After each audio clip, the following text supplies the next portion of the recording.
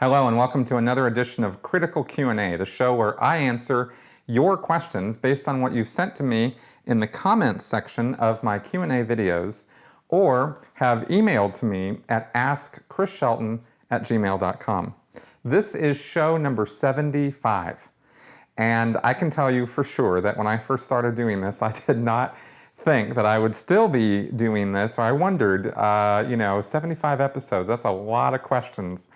And I've tried hard not to repeat myself too much. I've had a couple mistakes and a couple repeats, but I think overall this is quite a body of information that has accumulated about Scientology and, just about me and other things.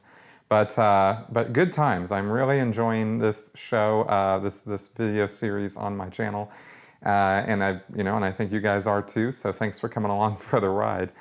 By the way, have some new designs up. I've been creating more on my Critical merchandise site.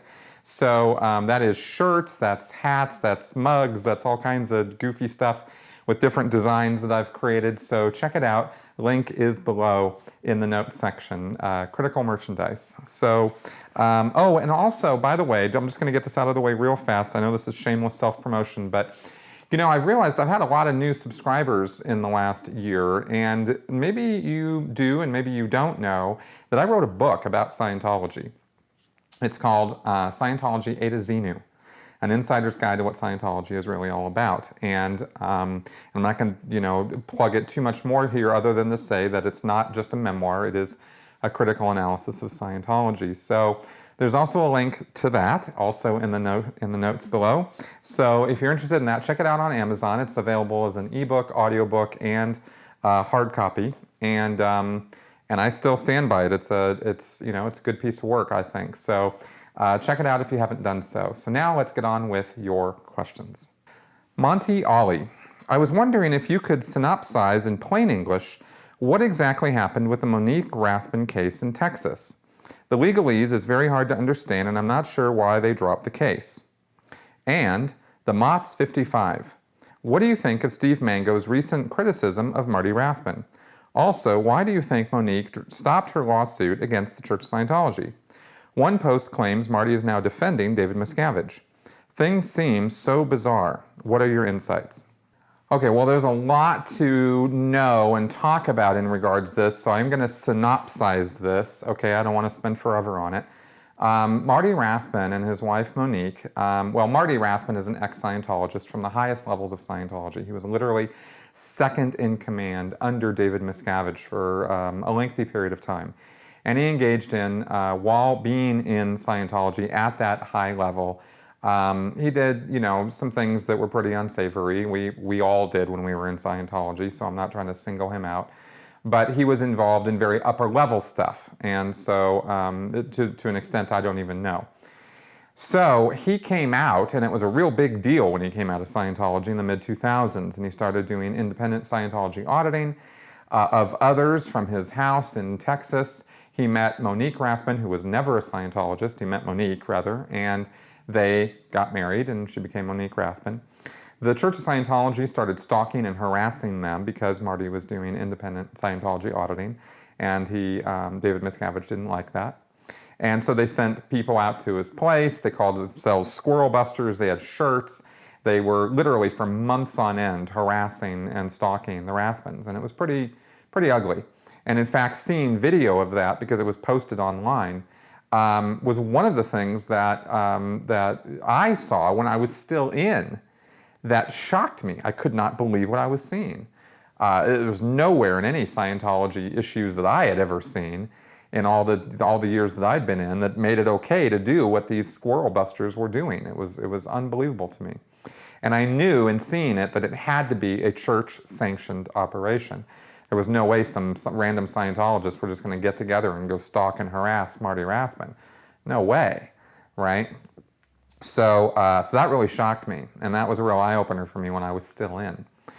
Okay, so now, because of all that stalking and harassment, Monique Rathbun filed a lawsuit in Texas against the Church of Scientology to get them to stop. And that's really the bottom line, is she was just trying to get Scientology to stop doing that. And in the process of discovery and moving this thing forward, it never did get to trial. It was in discovery and pre-trial motions and all that sort of thing. During the course of that, the church did stop the harassment to a degree. I mean, they didn't have people standing outside their house with Squirrel Buster shirts, but there was evidence found that the church was still filming them. They had rented properties, near their house and was spying on them still and this sort of thing. And Marty documented all of this. So they had this team of lawyers down in Texas, and they were suing the church, and things were moving along slowly, because any legal action against the Church of Scientology is going to move slowly. The church will engage in every single delay tactic they can, and anything and everything they can do to just chew up your time and money.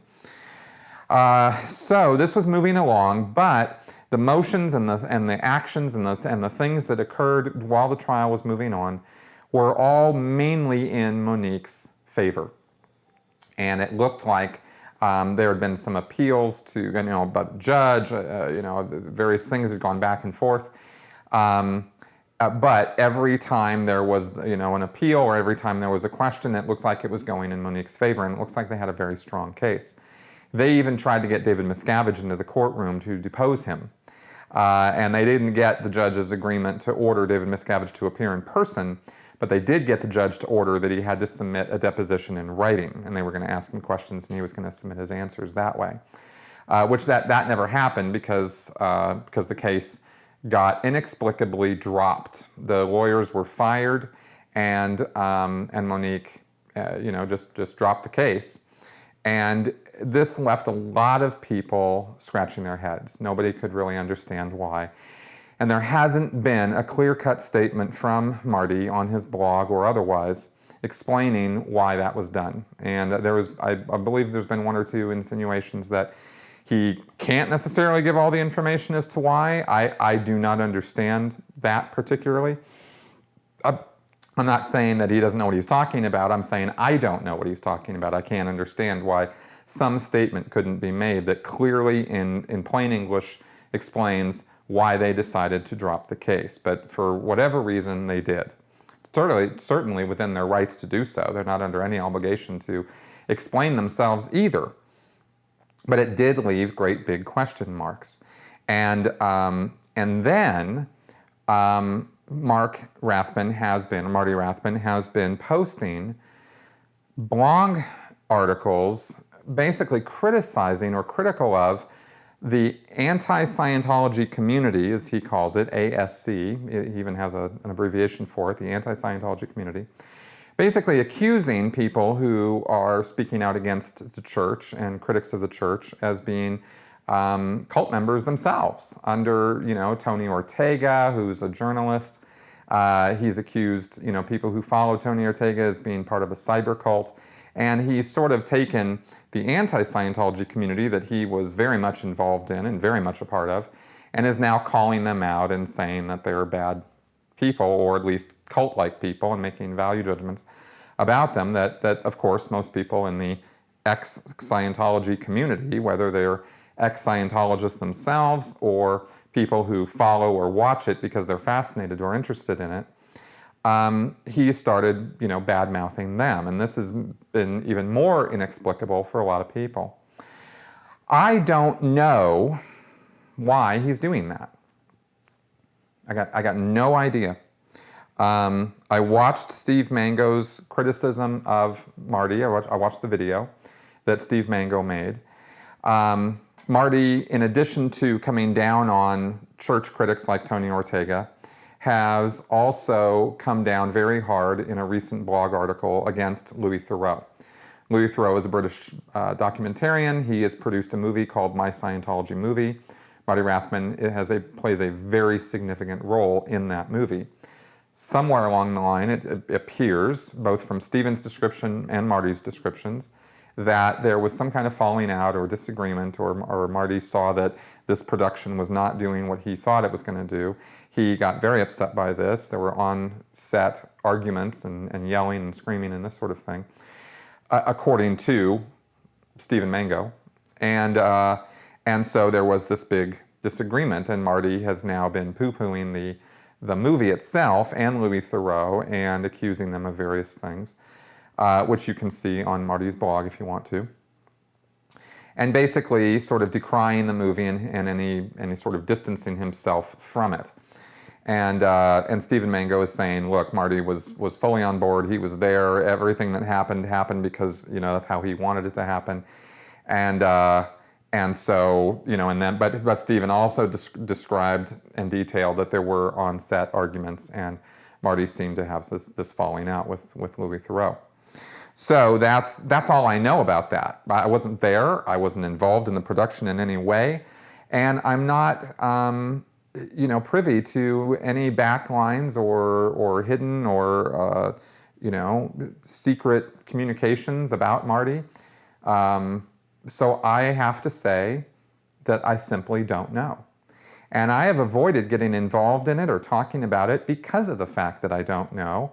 And so any opinions I have about it are really kind of would be sort of, it would be a little ridiculous for me to start forwarding, any, half-assed ideas I have as to why Marty has taken the actions that he's taken. I have no idea.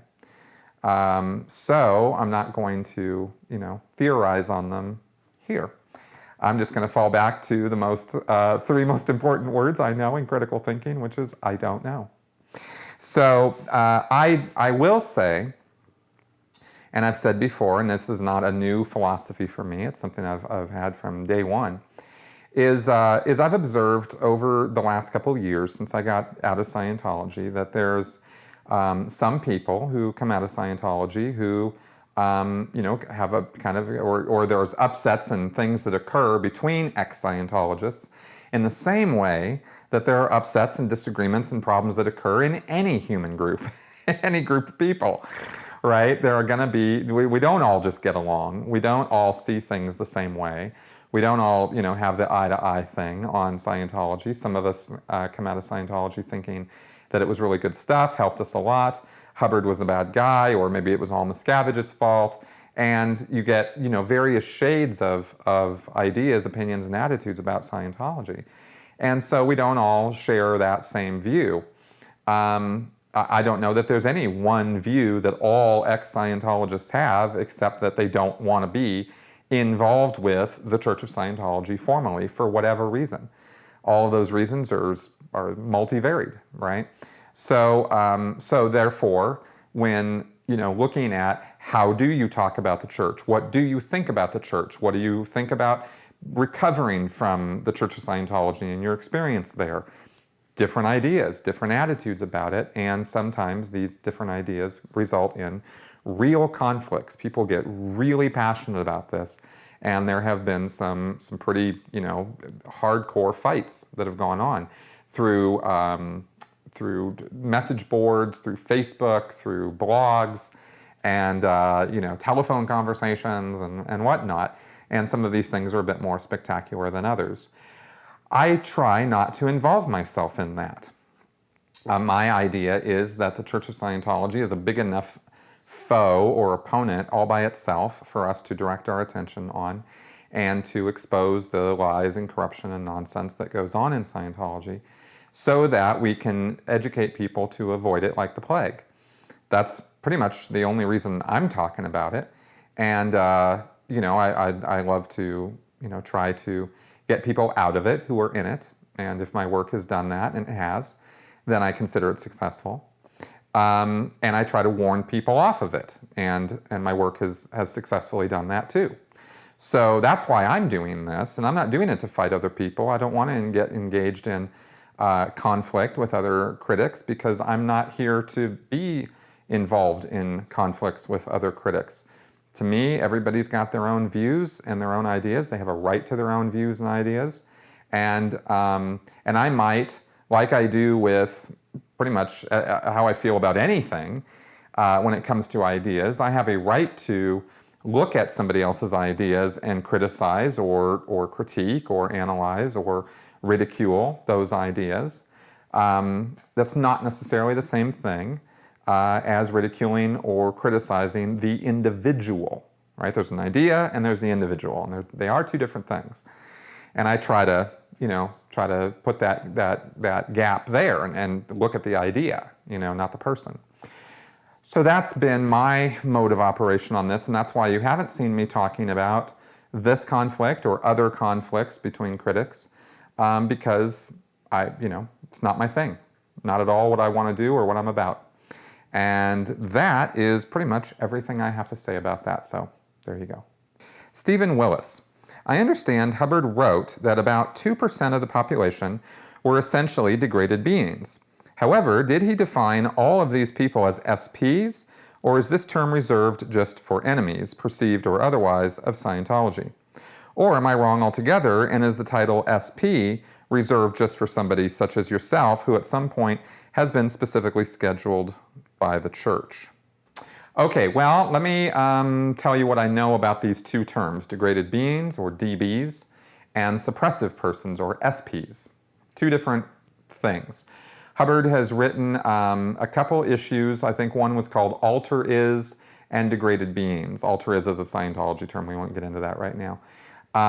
But in this issue, he talked about how a certain percentage of the population were degraded beings, and they were going to remain degraded beings until they got up through OT level 3, which is the Xenu stuff. Up until they got through that section of the bridge, they were going to be low-class, low-case, degraded beings. They were just people who, were very much victims of that whole Xenu incident, and were so bad off that they just, with their body thetans and all that all the time. Of course, in that issue, he didn't talk about body thetans because it's not a confidential issue, and all the body thetan stuff is very confidential and hush-hush. That is very different from a suppressive person. Okay, so here you have this class of people who are just screwed up, and Hubbard called them degraded beings. And he also referred to, or used the term degraded beings, to describe people who join the Sea Org and then leave it, because they can't cut it, right? They couldn't cut the mustard. They weren't good enough. They couldn't deal with the responsibility and the harsh discipline or whatever. And so out they go. And he'd let them go, but he said those guys are DBs, or degraded beings. Nice labeling for everybody who didn't want to go along with his little army or navy. So that is an issue that Hubbard talks about, and that's a policy letter called Sea Org Resignations, where he says that.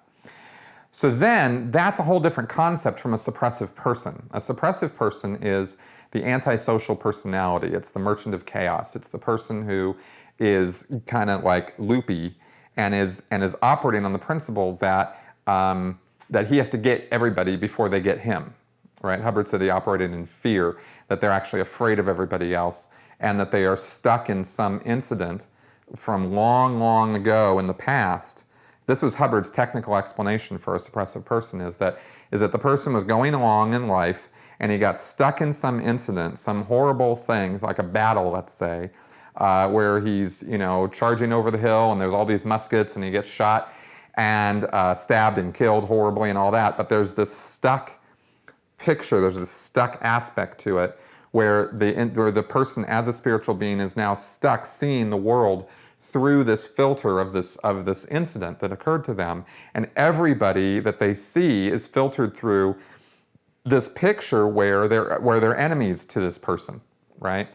To the suppressive person. The suppressive person sees everybody and anybody around him as an enemy or potential enemy, and therefore is operating on the idea that he has to do them before they do him.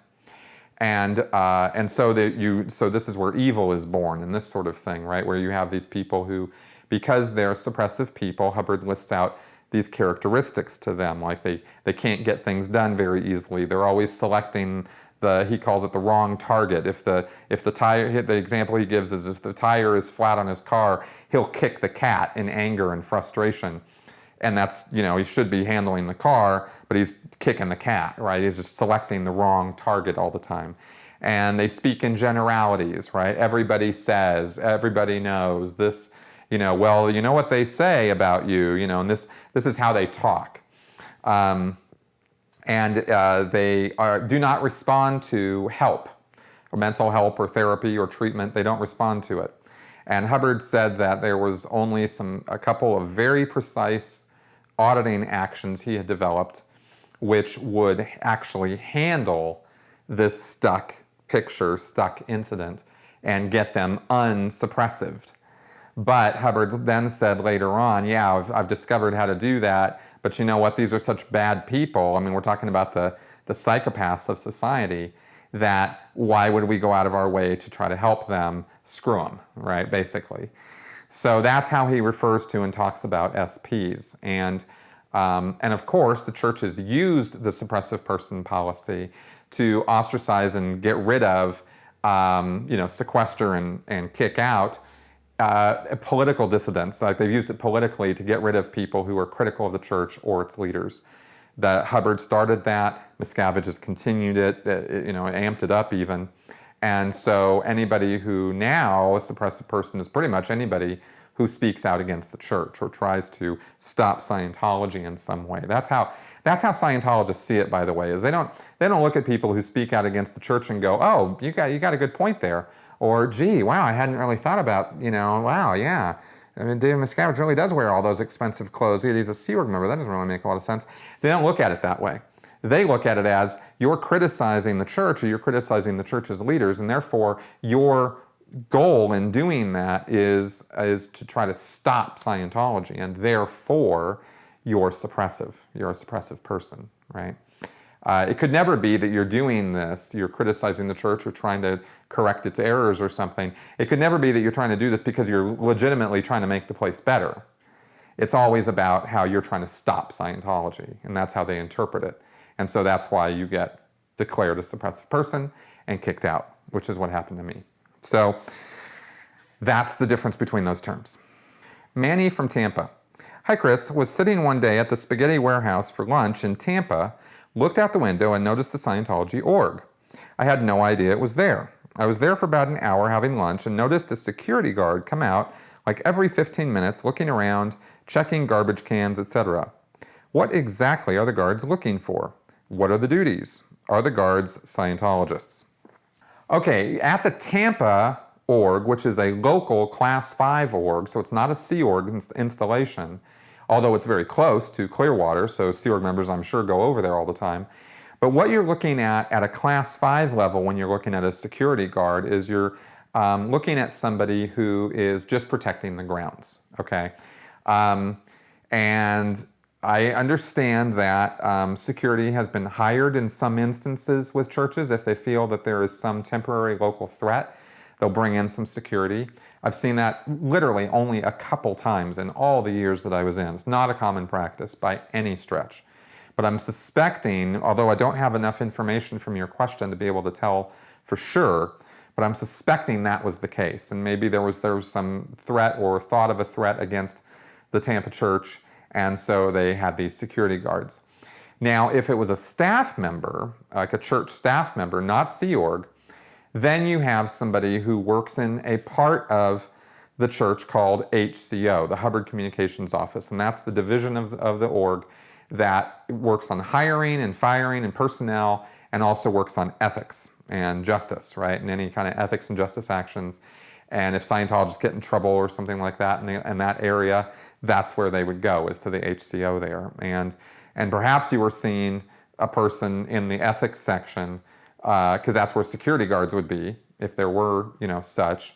I've never ever seen a single posted security guard in an org. I've never seen that post or that job, but that is where they would be if they did have such a person on post. And that person's job would be to, make sure the grounds are secure and there's no bombs in the trash cans and stuff like that. It's the only thing I can imagine as to the scenario that you're presenting, because security guards are not a commonly seen thing at a local city church.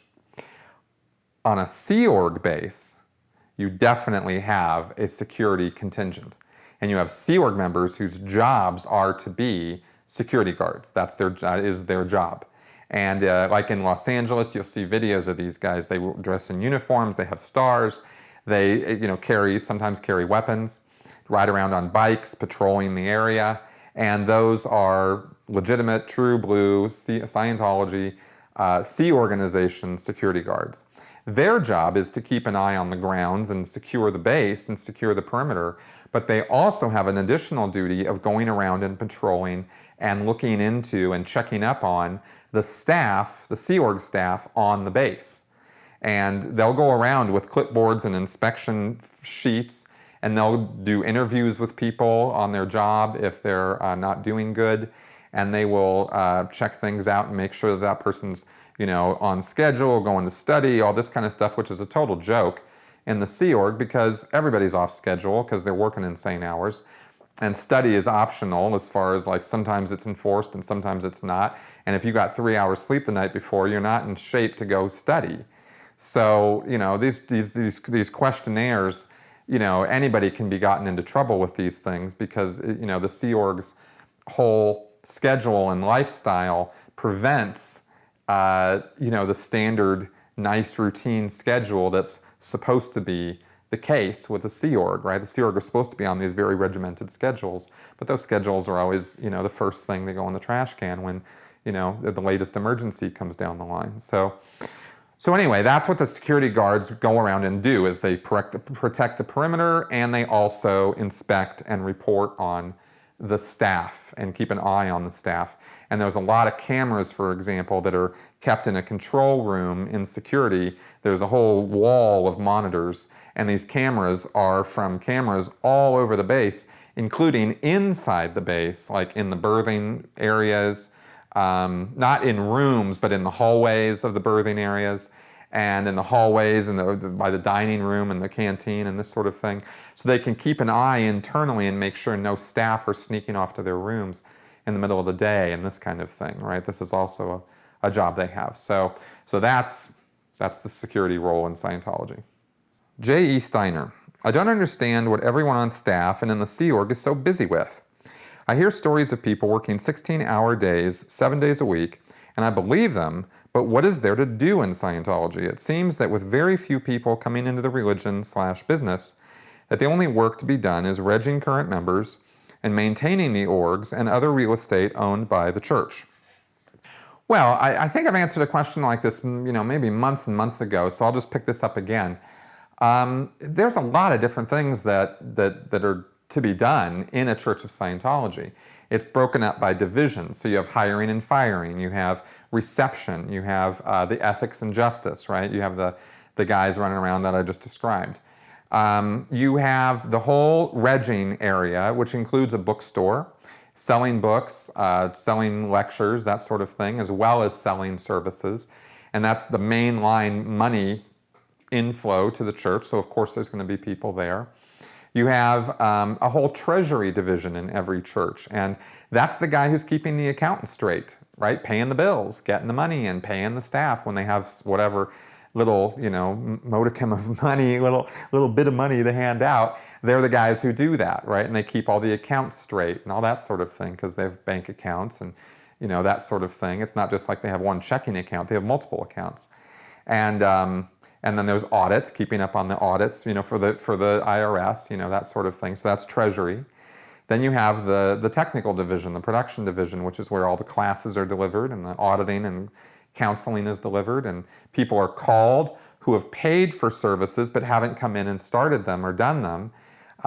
You know, maybe some guy signed up for a package of 5 courses and he did the first one, and then he left and he never came back and did the other 4. So they'll be trying to call him and get him to come in and do those courses, right?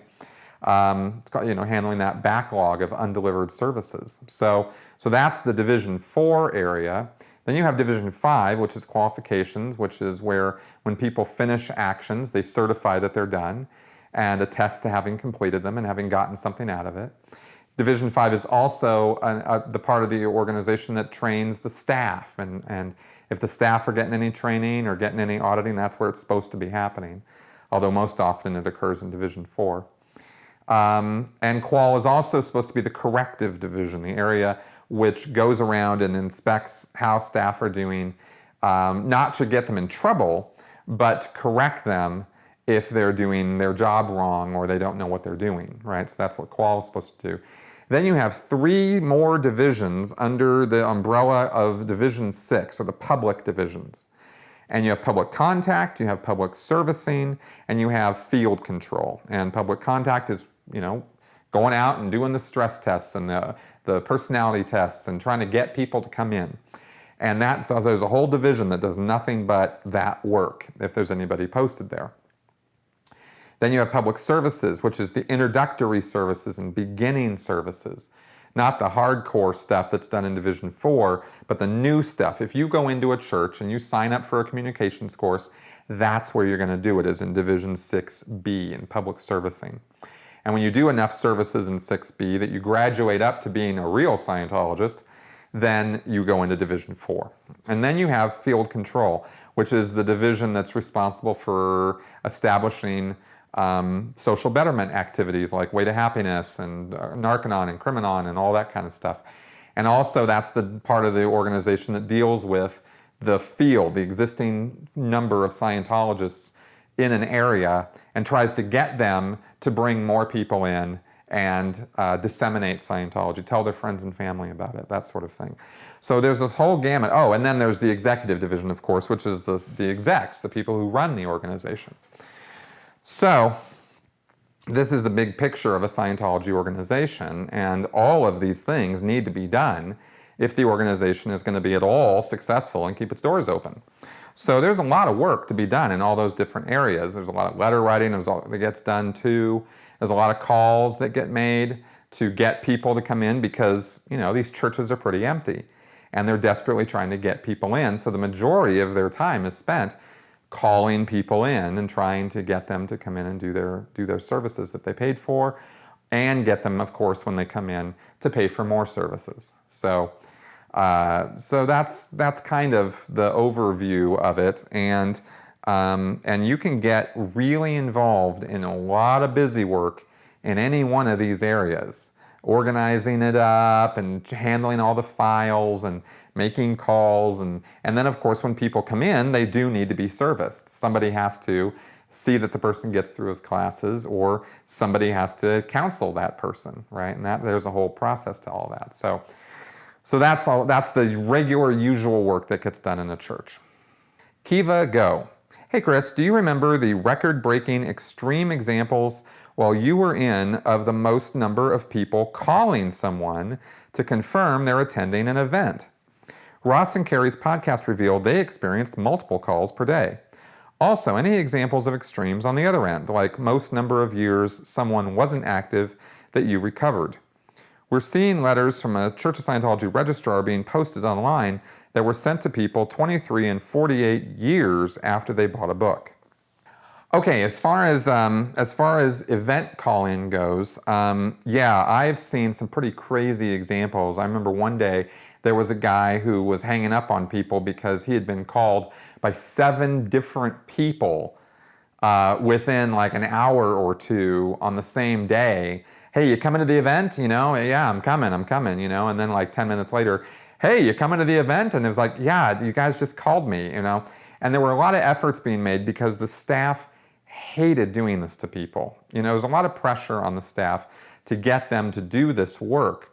But staff are people too, and they recognize that it really sucks when they have to get an earful because of their own inefficiency. They're sitting around a table calling the same guys over and over again. And they don't like that, any more than anybody else does. So, but they do it anyway because they don't have anything else to do. And they got to get those event confirms, So I've seen 7, 8 times, a guy get called by 7 or 8 different people in the same day. And as far as getting people back in, you could recover people who've been gone a long time. I actually got people back into the church when I was going around knocking door to door and finding people who had done Scientology in the past and trying to get them to come back in. I contacted people who hadn't been in a church since the 70s. And I don't think I ever reached anybody all the way back to the 60s.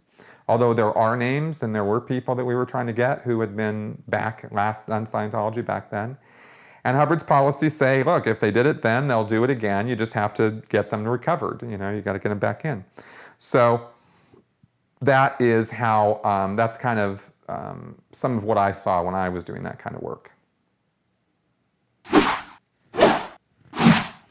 Whoa, flash answers time. Benjamin Johnson. Do you agree that the church is facing a demographic time bomb? All the PR emails for small church events show nothing but art members. Gray hair and bald heads dominate the scene. Generation X and millennials are just too internet savvy to be routed onto the lines. Did you see an older membership in the Twin Cities, etc.? Do you think that COB should start selling gilded urns and caskets? Thanks for your great work. Yeah, I think they might want to get into the casket business, actually. Yeah, there is a demographic problem in Scientology. There definitely is. Back in the 70s and 80s, they were known for being hip, cool, getting a lot of college people, college-aged folks in. I got into Scientology when I was a teenager, and I met a lot of people who did. Of course, now, you know, they're 20, 30 years older than that. And there is a lot of gray hair in Scientology. About the only younger people that you see in Scientology are their kids, or their kids' kids. And yeah, they're definitely, you know, as a result of that. Jenapet. Often when Scientologists and ex-Scientologists talk about why they disconnected from someone or why they didn't look at anything critical about the church, etc., they often say it's because they didn't want to lose their eternity. What is this eternity they're at risk of losing? What long-lasting consequence do they believe will befall them if they fall out with the church in this life? Look, this is real easy. People get into Scientology, and the number one hook for them staying in Scientology is they are going to achieve personal spiritual immortality and personal freedom, which is what they use as their eternity. They use this phrase, you know, it's my eternity. It's my life into the future in an infinite, you know, for an infinite number of years. They think that's what Scientology is going to give them, is it's going to rehabilitate them spiritually to where they'll understand and have full awareness of their own spiritual capabilities and potentials. That's why they're doing Scientology, and that's why they pay almost any amount of money to continue doing Scientology, and why they put up with so much bullshit in continuing with Scientology is because this is the reward they think they're getting. And they think they're getting it in spades. They really think this is what they're making all these sacrifices for. And of course, you know, it's all a hoax and a lie, because there is no OTs, there are no clears, there's no, you know, these things don't exist as actual states of existence as described in the materials of Dianetics and Scientology. No one, you know, can even prove a reactive mind exists, but even if it did, no one has shown any of the demonstrable results that are supposed to be there from having gotten rid of it, much less show the demonstrable evidence of being more spiritually aware. You know, it's all subjective nonsense. So, there you go. Laura S. You've had some awesome guests on your show. Lloyd Evans, the man who puts out excellent content about the Jehovah's Witnesses, has collaborated with you. Thanks for introducing me to his channel. Of course, everyone can't help but love Tori Magoo 44. What other YouTube channels do you personally enjoy? Whose work do you follow in your free time? Well, I've been looking at a lot of stuff, especially more so lately than I was, you know, a year or so ago. I have a list of recommended channels actually on my YouTube channel, so check out those related channels. But, you know, it's Karen de la Carriere's, there's, you know, Tony Ortega posts videos from time to time, but that's mainly just stuff from his blog. I'm very interested in philosophy, science, critical thinking, and rationality. So I, you know, follow Sam Harris. I've got Kevin LaPlante, who is a person I just interviewed for my podcast this week. If you haven't watched that, you really need to, because Kevin is awesome. And we talk about some really, really, really good stuff in terms of critical thinking and rationality and stuff, and not in some dry academic way either. So he's really good. And I, you know, I've got a lot of interests. I also follow a lot of movie channels, movie reviews, things like that. And also I follow a lot of channels that talk about, you know, how to do YouTube and how to do videos and how to do that kind of work. So there's video creators and Film Riot and you know, those kind of channels. I love Chris Stuckman's movie reviews. So I follow that kind of stuff. You know, I've watched a lot of other atheist videos, other channels the Thinking Atheist, you know, the Friendly Atheist. Those channels I kind of dig. I'm not so much into the Amazing Atheist or Thunderfoot. I think they're a bit harsh, so I don't really follow them. I see some of their videos from time to time. I used to follow a guy named Steve Shives. I loved him until he went way too extremist left for me. He just kind of went way off base, and so I couldn't really follow him anymore. But that's who I follow. Okay, and so we've reached the end of another episode. I hope you found these answers interesting and informative and entertaining.